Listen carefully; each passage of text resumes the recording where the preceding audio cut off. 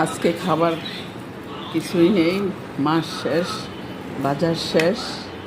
মাছ মাংস, গরুর মাংস রান্না করছিলাম পরশুদিন, একটু গরুর মাংস আছে।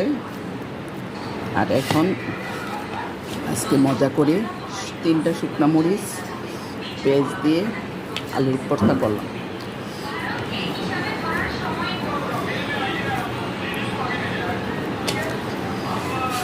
পাঁচজনের জন্য 5টা।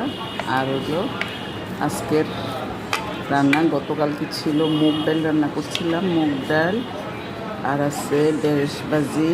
আর সকালবেলা এখানে নিরামিষ রান্না করছি, নিরামিষ আছে আজকে, তাই চলবে।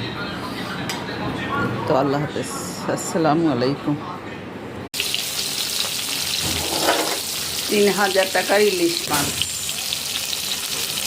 1.5 বেলা খাওয়া যাবে।